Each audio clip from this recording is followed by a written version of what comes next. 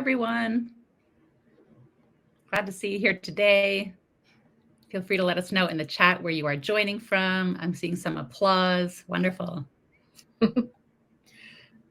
So without further ado, I'm going to go ahead and introduce Connie. But Connie, would you say your full name for me, please, to make sure I don't mispronounce it? Sure. Malamed is how you pronounce the last name. Awesome. Malamed. At least that's how I do. Yeah, I'm not going to tell you you're wrong. So I'll turn off my camera because the focus really is on Connie. Connie is one of my idols, so I'm super happy to host this session. I've been following your e-learning coach podcast for years. I love your website. But aside from my fangirling over you, Connie Malamed helps people learn and build instructional design skills at Mastering Instructional Design. She's a consultant, author, and international speaker in online learning and visual communication. Connie's the author of Visual Design Solutions and Visual Language for Designers. She also publishes the e-learning coach website and podcast, which I gave a shout out to.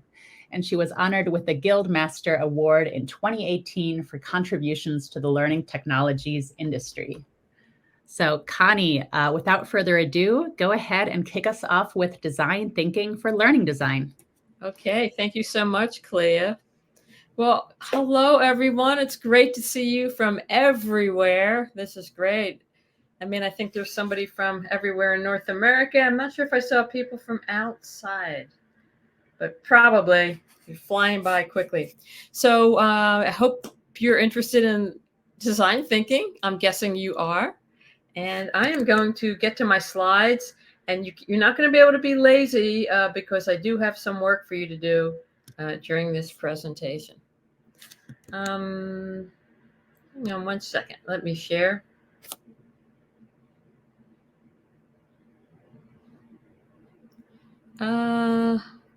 Almost there. Got it. Okay. Clea, can you see my screen? Absolutely. My slides. Great. Design thinking for learning design. And, you know, for all the people who are here, I think I know what you're like. I think that you think in terms of the big picture. So when you're at work, at a restaurant, maybe at a kid's soccer game, you are always thinking of that there must be a better way to do things, and you're trying to figure that out, or you have figured it out. It's obvious to you. So in chat, I'd like to hear, what is a challenge, situation, or issue in your work that could be improved by innovative thinking? And Clea, can I ask you something here? Am I able to see? Am I able to see chat while I'm sharing the screen? Because I'm not seeing it.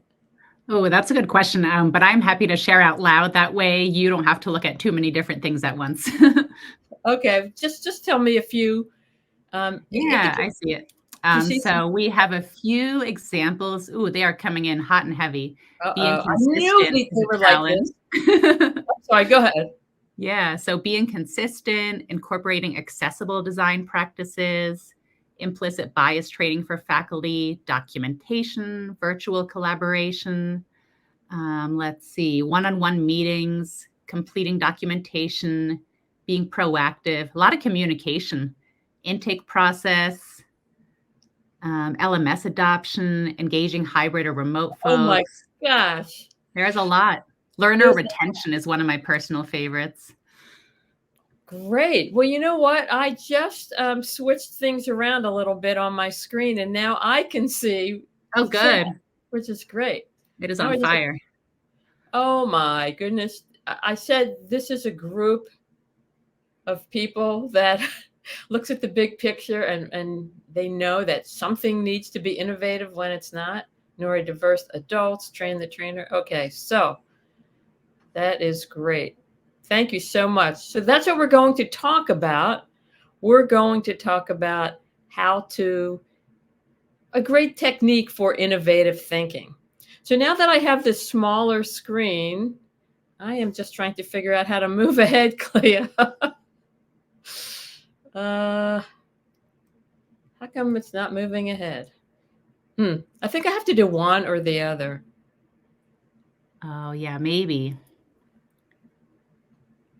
Or if you have your PowerPoint in a different window, you could try from there. Let me see if that could work. Did I go to the next screen?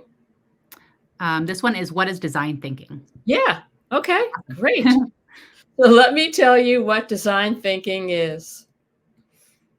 It's a new mindset. It's a new process. And it's a new tool set. All three of those things are the components of design thinking. And no matter how people present it, it's always based on user-centered design.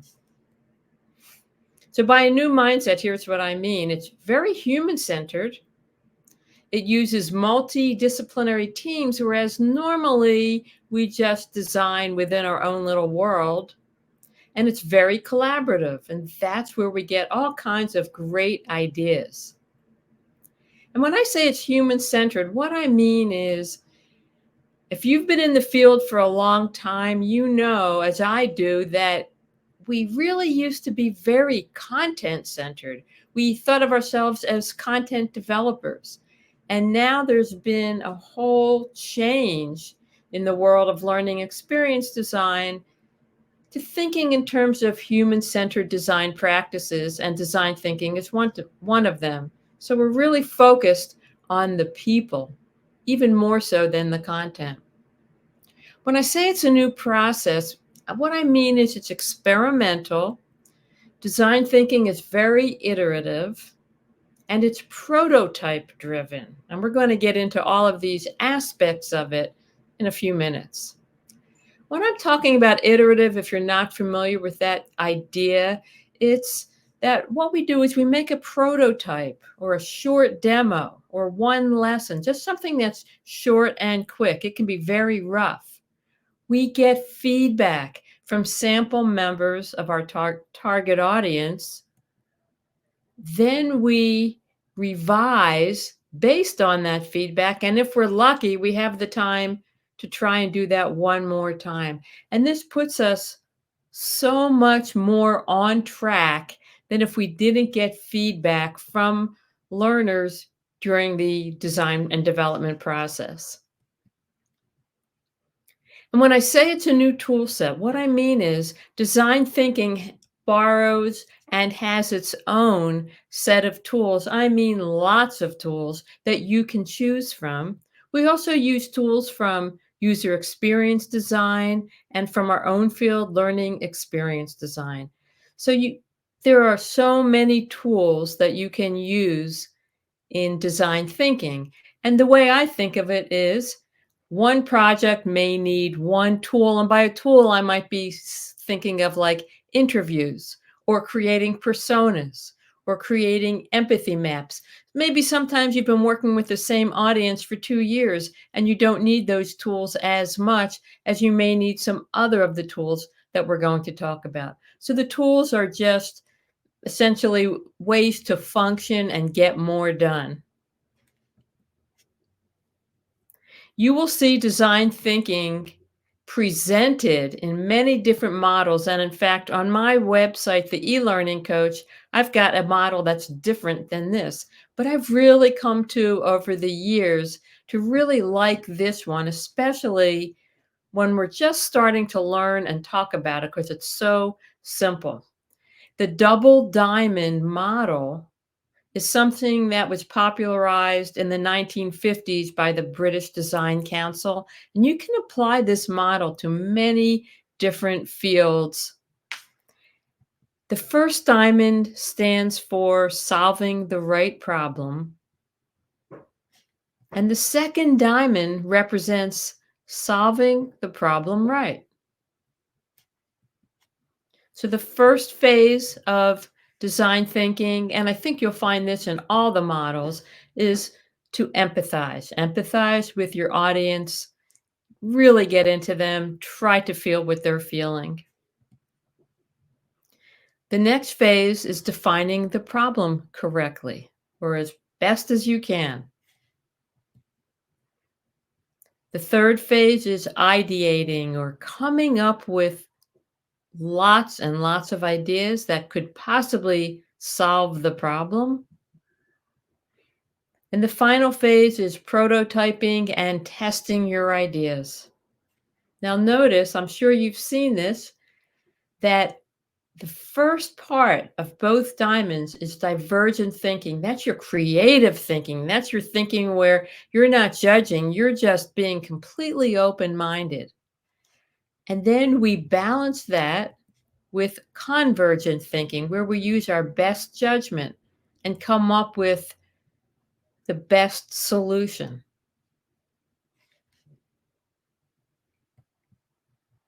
So here's what I meant when I said you can't be lazy during this our interaction here, because I have a challenge for you to solve. And here's your challenge. You work for a large international training organization that is expanding very quickly. So you need to design a learning experience to onboard new project managers, new human resource hires, and new sales staff. Because guess what? Most are new to the training industry. So it's a challenge. The new hires will need to discuss or apply varied learning experience design processes depending on their role. So imagine a large group of people dispersed geographically around the world, and they don't know much about the learning industry. The other thing they need to do is to compare the benefits and drawbacks of different types of learning experiences. So we've got HR people who have to post jobs appropriately, who have to talk to new hires. We've got salespeople who have to understand all this. They have to go out and sell things, sell our services. And we've got project managers who might have that project management certificate or degree, yet they might not know much about the industry yet. Quite a challenge. And of course, there are always audience challenges. The new hires are resistant to the idea of attending classroom training. They think that it's difficult to find time in their busy schedules for any training. They seem overwhelmed. And finally, these new hires work in diverse departments and oversee varied teams and job roles.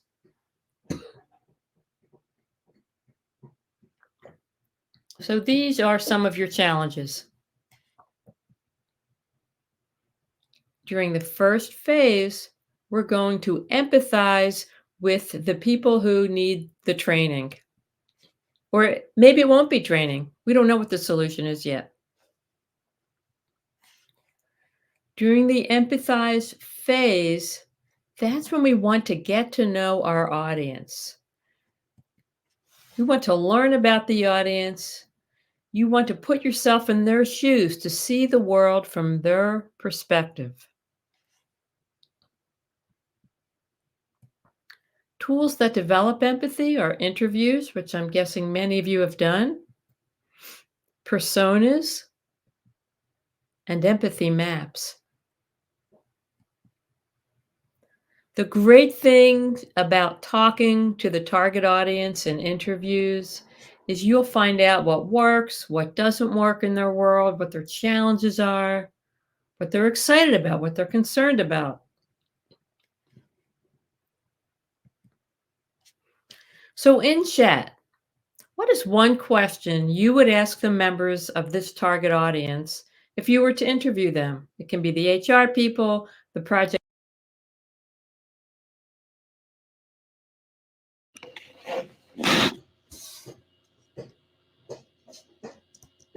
Clea, I guess I'm going to need your help again with the chat because I'm a little bit hesitant. Oh, yeah, I gotcha. To leave this screen again. Yeah. Maybe I'll never get back here. All right. So one question you would ask the members of your target audience if you were to interview them. We've got some great ones already. From David Garrett, what would good look like? From Cheryl Blankenship, what happens if we do nothing? From Mary, what does success look like? That's one of my favorites. How much time during your day do you have for training? Is it short bursts or long?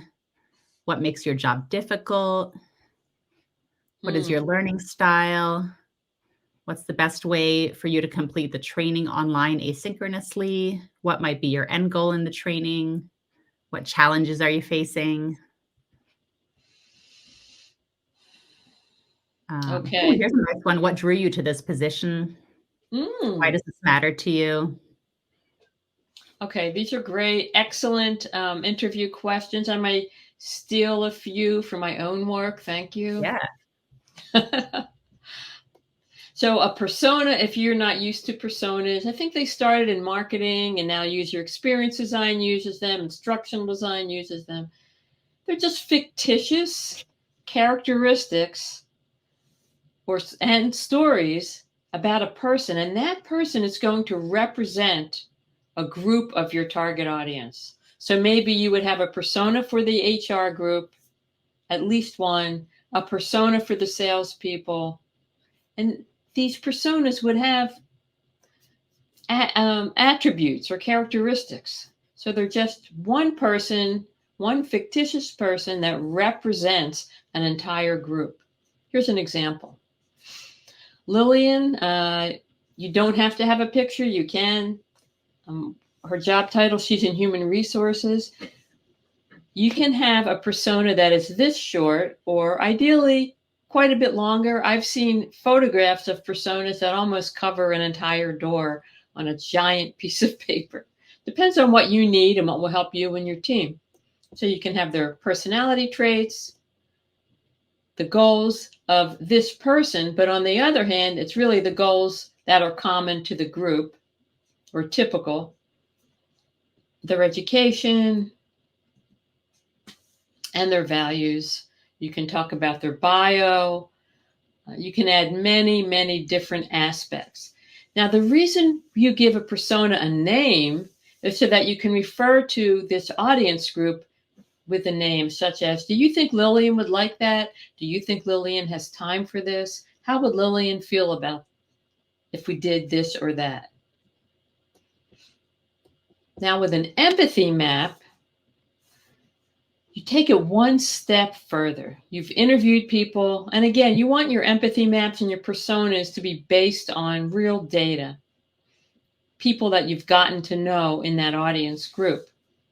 With an empathy map, you're trying to figure out what a person says, which may be different than what they would think, which may be different than what they would do, which may be different than what they would feel. So thinking in terms of your persona, what would Lillian say? What would Lillian think?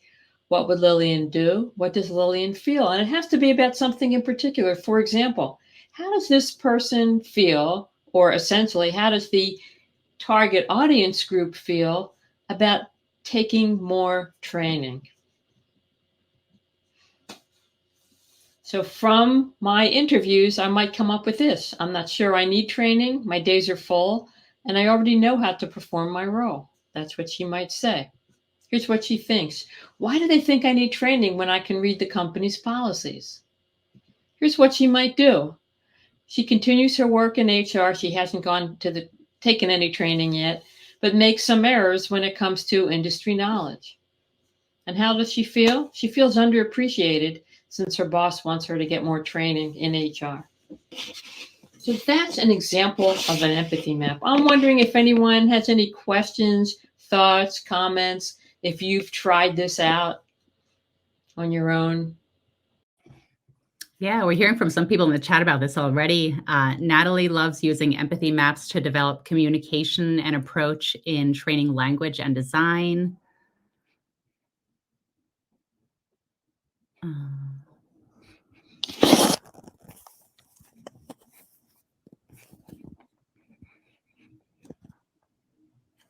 I'll tell you, Connie, that I've struggled to use it personally because I worry about making assumptions about what someone is thinking. Do you think that you should talk to them, and what gets them to share openly and honestly with you about that, or what helps you with the thinking part? I think it's a really good question. And the same goes with personas. We have to make sure that we're not putting our own biases and assumptions on our personas either. So I think you could talk to people about what they think, and you'd have to be the judge as to whether they really do think this or not, or whether they're being open and honest with you. You could leave that one blank, or you could just kind of, get a feel for things. So I think it's good to keep in mind that it always can be, a little off when when we're not inside that person. But we do the Yeah, best we can. that makes sense. We've got some more folks sharing in the chat. Mary says, recently did this on a safety orientation course and had a ton of success to ensure Mm. that they were meeting their learners' needs. They were a little hesitant at first, but then got on board as we got going. Oh, that's beautiful. Yeah. Thank you for sharing that. We've got other folks who want to add it to their interviewing process. So you're definitely inspiring folks today, Connie. That's great. Dave Gray, who developed the empathy map, he has another one that's a lot more complex. So if you're really into these, just look up empathy map online. Not now.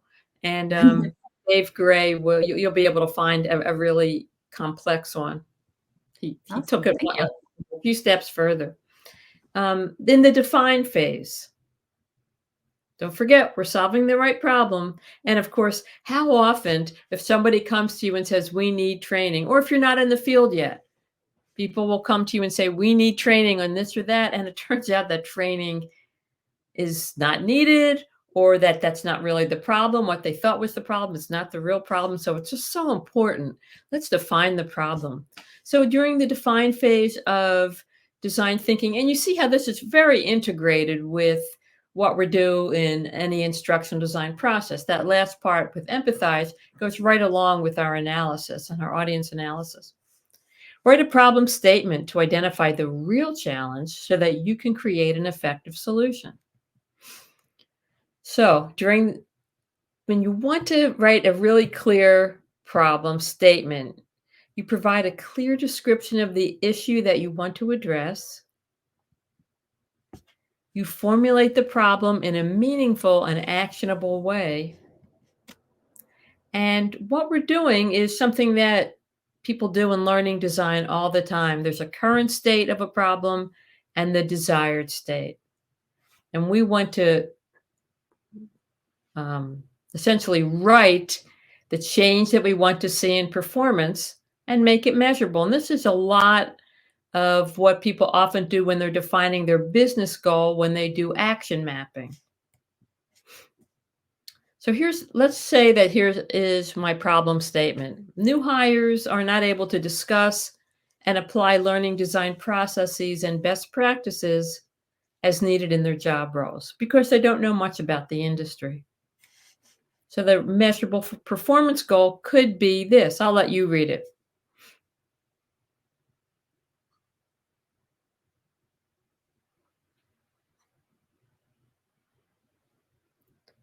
So if you're a salesperson, your customer is a client.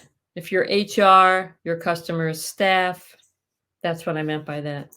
So they would possibly do surveys or find some way to understand whether people are satisfied with how much these new hires know about the industry. And it would be over time. We don't expect it to happen right away. You could even put the time in there also. That's another thing that's done in action mapping. Any questions or comments about defining the real problem? And one of the tools that can help you find the real problem is a root cause analysis. If it's complex, if it's mysterious, if it's not very clear. That's also called the 5 whys. That's a tool that you can use for this. Well, Clea, just let me know if something pops up. And then you come to the most fun phase, and that's ideating, coming up with ideas. As soon as we see a problem, I think most people here automatically come up with solutions, and it's actually hard to hold yourself back, to do all of your investigative work first, and then really defining the problem. And then we get to this fun phase of ideating, where you're not judging your ideas, you're just coming up with them. And I know this sounds like brainstorming, but there's also something additional that you can do. So during the ideate phase, you generate as many ideas as possible without judging. And then you organize them and select the best to create a learning journey. And the reason I have this board with sticky notes is because when I do this with a group, or when I'm teaching it with a group, to a group, we will use sticky notes. It helps people who are, well, it's a great way to do it anyway, but it also helps people who are a little more introverted and aren't really, don't want to show people what some of their ideas are. Maybe they're concerned that their ideas may be silly. But when everyone is busy writing and putting things on a board, nobody's really noticing what someone else does. Now, this is the part that is just a fantastic approach, and it's called How Might We Questions. And I'd never heard this before I got into design thinking. So guess what? How might we questions start with, how might we? Let me show you the difference between the way we typically think and how you can reframe things with a how might we question.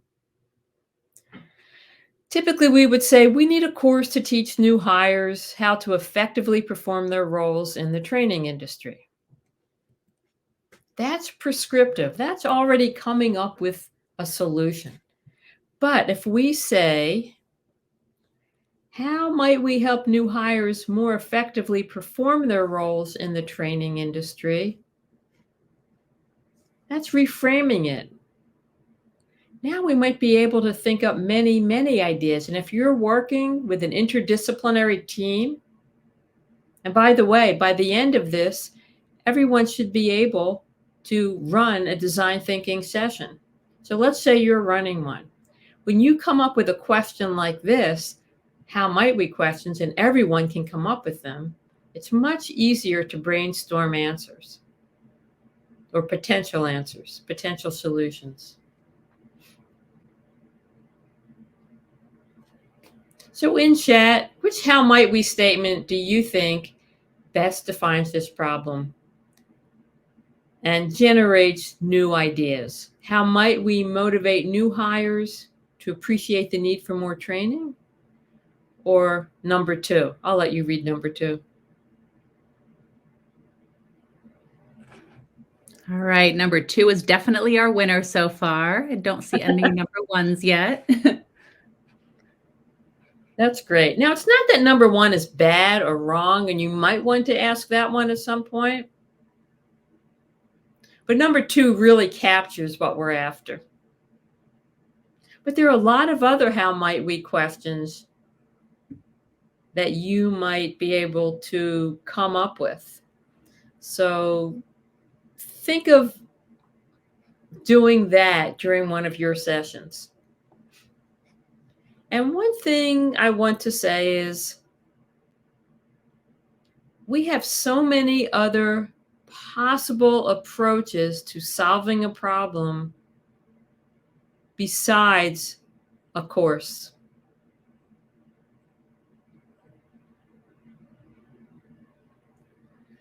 So keep these kinds of things in mind and don't just jump to the course. And often what happens and what works best is a blend.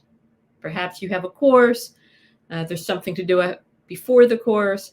After the course, there's regular discussions where people are learning how to apply it. You could have mentoring, you could have a supervisor checking in. There's just so many different things that you can do.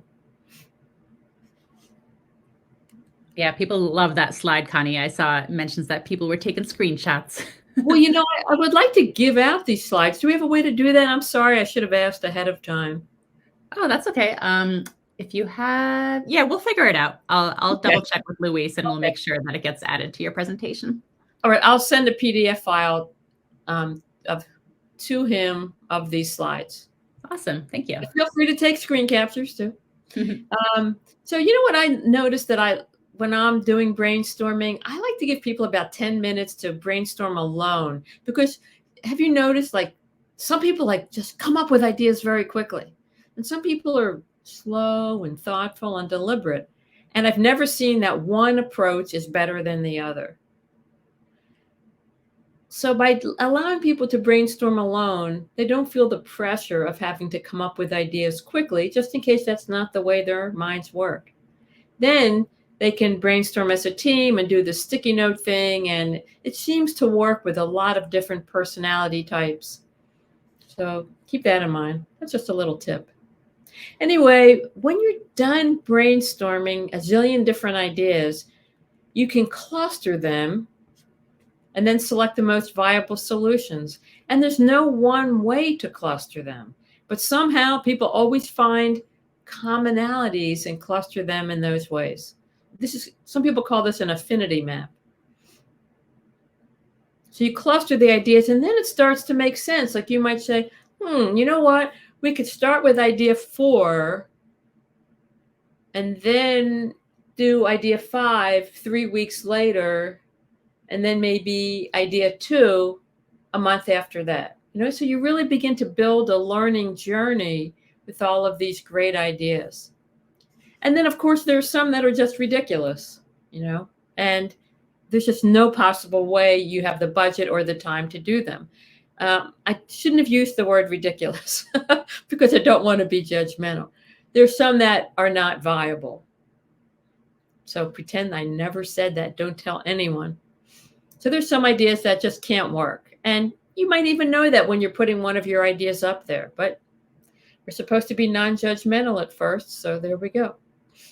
And some folks are saying in the chat, like the far out ones might be a jumping off point for another idea, or the ridiculous ones get the juices flowing. Like, I think there's something to that. It helps lower the barrier to sharing ideas if it becomes a safe space to share. Yes, those are really, really good points. Thank you. I love what you can add to this discussion. And it's really true because in all the reading I've done about how creativity works, it really does build on previous ideas. And it also is a combination of 2, ideas together or 3 ideas together that have never been joined before in some kind of unique way. So I think it's a really good point. And again, as you know from brainstorming, when you're ideating, you are just coming up with any ideas. We're not judging yet. And then the 4th phase is prototyping and testing. And some people may not know or may not be used to the whole concept of prototyping. And that's essentially making a demonstration of an idea. It can be in paper and pencil. It can be in an authoring tool. Well, I'll show you. I have some examples. So you want to select the best ideas and develop a learning plan. I think everyone knows by now that if you really want to develop skills, one learning intervention is not enough. So that's why a learning journey is good. You can build low fidelity prototypes of the best ideas. Low fidelity means it's rough. It's a rough sketch. It's a rough idea. It's a rough version. It doesn't have to be really, really finished and polished. That's how you save time. Then you test your prototypes on sample audience members and use this input to revise your prototype. So just for a quick example, I might be talking to a subject matter expert, let's say customer service, and they'll say that the subject matter expert might say to me, they always come upon these problems. So you should definitely put this problem in there, as a question in your e-learning. And then when I show it to the actual people who are working in the field, the customer service people, they go, we rarely have that problem. That never shows up. Customers do not say that. Here's what they really say. So then I'm going to revise and I'm going to use the examples that the audience members gave me. And I'll be soft and nice to the subject matter expert. I'm not going to say that was a bad idea. I'm just going to say that after 10 interviews, this is what I found out were the most common customer situations that they have to deal with.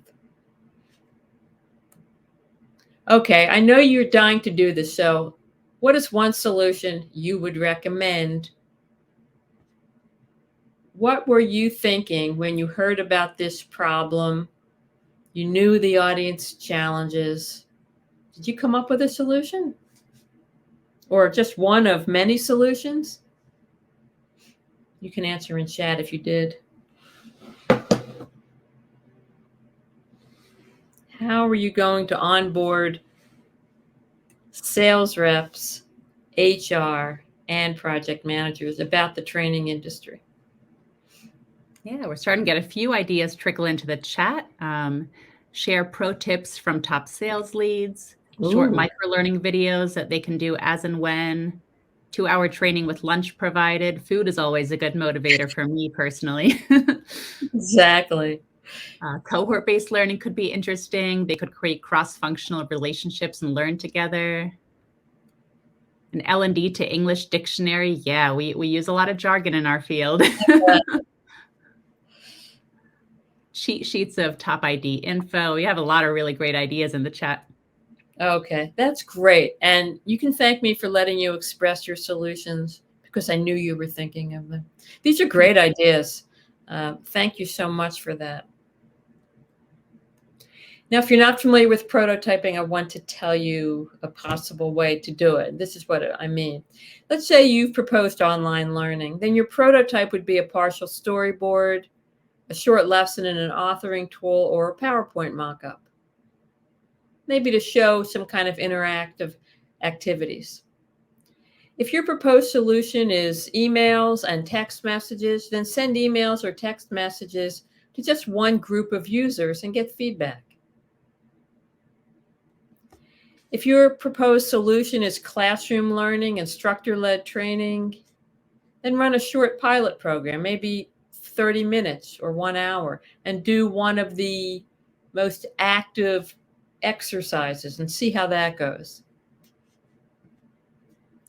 If your proposed solution is Q&A with an expert, then arrange a short session, maybe over lunch, a brown bag session, and see how that goes. See how people are talkative and if they really ask questions and if they get feedback. Did they learn something? Did they like it? That kind of thing. So that's what we're talking about with a prototype.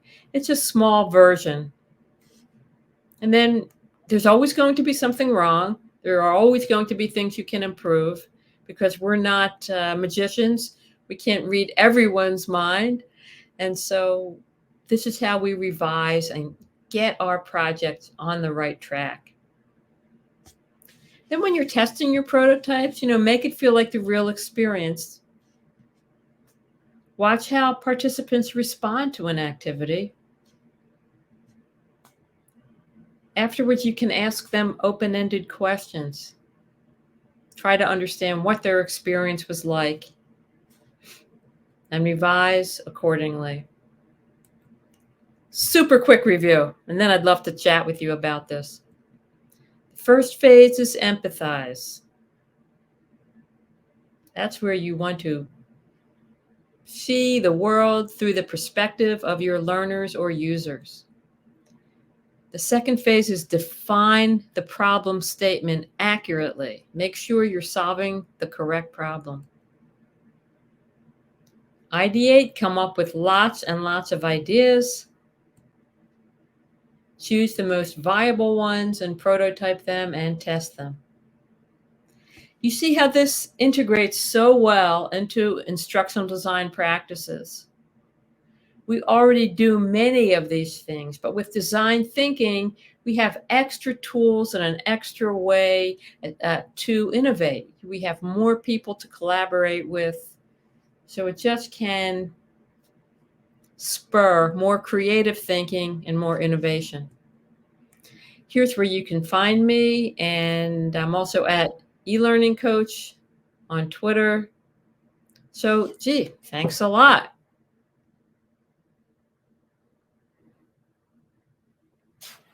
All right. Thank you so much, Connie. Any questions, thoughts?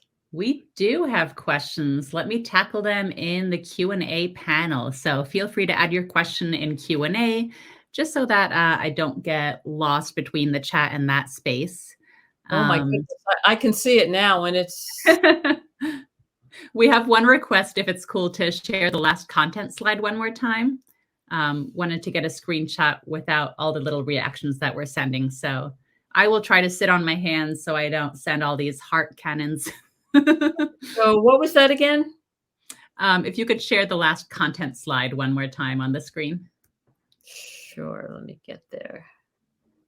Yeah. Not this one, but the previous one. Here. Yes, I think so. And I will try to get you these slides. Oh, thank you. All Okay. right. So, one question that we have from Julia, she's asking, would you say that instructional design has incorporated elements of the job of a business process analyst as it has already drawn elements of project management into the work? Wow. Can you define? I know people define business process analysts differently. So, what would that entail? Yeah, Julia, feel free to unmute and share or share in the chat.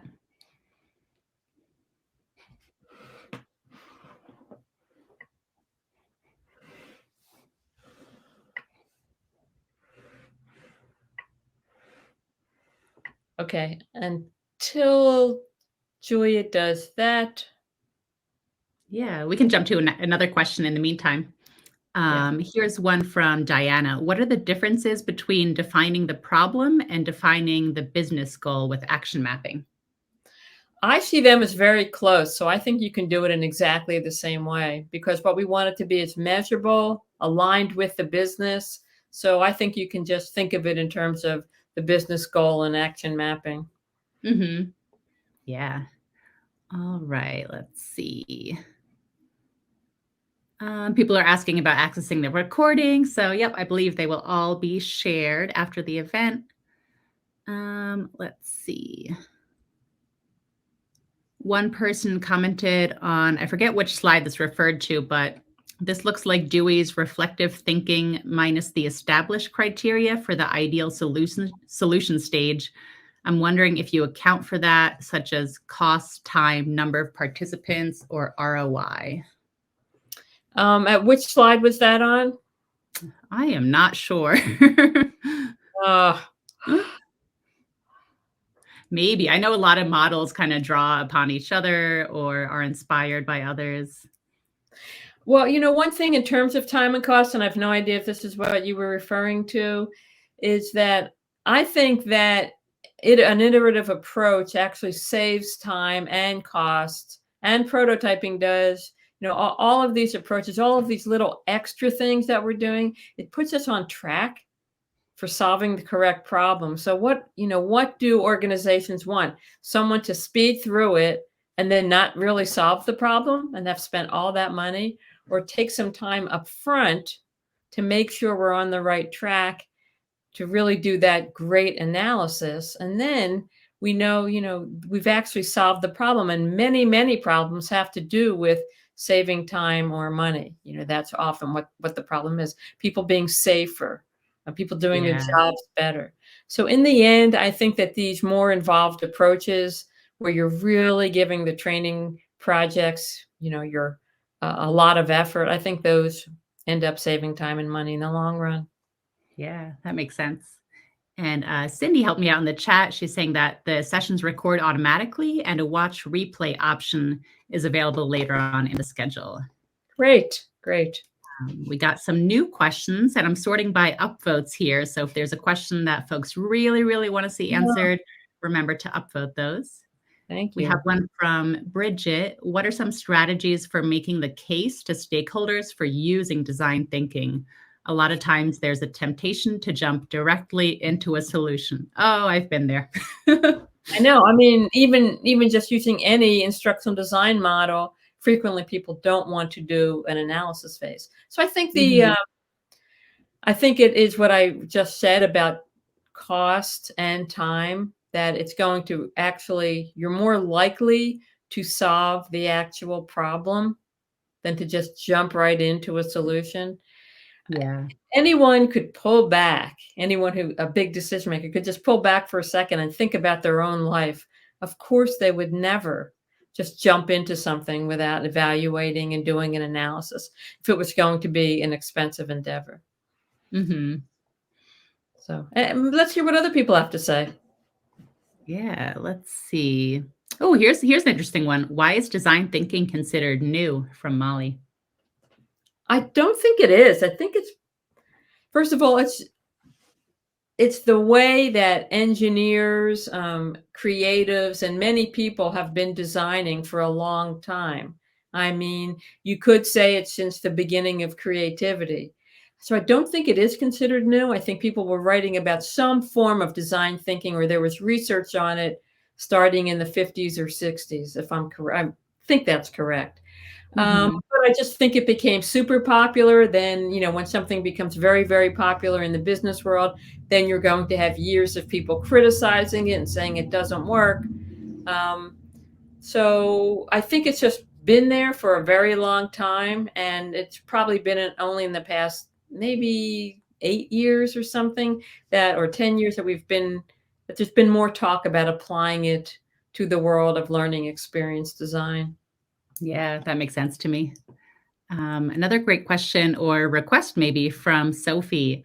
I'm a big advocate of humanizing training and bringing in an element of play or fun, even if it's light. Would you consider doing a podcast about bringing game design elements beyond the standard concept of gamification into learning design? Sure, I think that would be great. And I do have one or two with Carl Kopp. I can't remember Oh, what I we love spoke Carl. about, but you should definitely check those out. Yeah. There's a question from Janelle. How long do you think each of these stages, and maybe that's referring to like the empathize, Yeah. define, ideate, prototype, should be in relation to each other? Oh, wow. That's a great question. I think that first part, I mean, I don't know the answer because I think it really depends on the project. And I'd love to hear what other people have to say. But it Yeah. seems to me that initial analysis of where you're trying to really empathize with the audience and get to know them could be pretty long. Defining Definitely. the problem, even if you have to do a root cause analysis, unless it's something very complex, perhaps, a safety issue at a hospital where a patient died or almost died, those are some very involved root cause analyses, or airline accidents, those are very involved. But in your typical workplace environment, maybe that would be a little bit shorter. I think it really depends on the project. Prototyping and testing, again, are you going one time or 3 times? How big is your prototype going to be? How involved? So the answer is I don't know. I think it depends. Yeah, it probably depends on the organization, the problem, etc. We have a small request if you could please put your website info up again. I think maybe that was the last slide. Sure, I'll just put it in chat. Oh, thank you. It's at theelearningcoach.com is where I have 350 articles. Believe it or not, that I've been writing there since 2009. That's almost embarrassing to say. Masteringid.com is where I teach. It's my community. And here's another one. I have too much time on my hands. Breakthroughid.com is a free email course about the career. Oh, very nice. Thank you. I love your newsletter too. It curates a lot of greatest hits from your website. Yeah, you can go to the elearningcoach.com, and I say it's a monthly newsletter, but it often takes 5 or 6 weeks to pull it together. But you'll get a newsletter at some point. Yeah, super useful. This is in direct relation to Addy, but it could be used here as well. Just adjusting. What was that one about? The Addy one?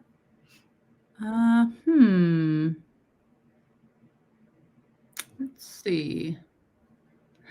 As related to a comment from Joanna, I explained the importance of following the proper steps using the analogy of building a house and what would happen if you didn't do an analysis. So I think maybe it's about That's good. that important ideation part. I see Rita here. I know Rita, she's in the community, and she says the more personas, it could take a little longer, the problem scope to the solution and the iterations. Yeah.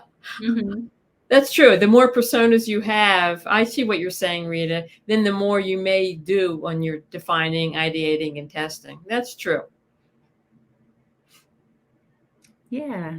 I think we have answered all the questions that have come in. A lot of folks are thanking you earlier in the chat. Thank Thanks for you, the too. framework for design thinking. Well, I love this community. It's great. And I knew I would get some great interactions here. So thanks, everyone. Enjoy the rest of the conference. I know I will. Take care. Yeah. Thanks, Have a great Clea. time, everyone. Thank you, Connie. Thank you so much, Clea, really. Of course.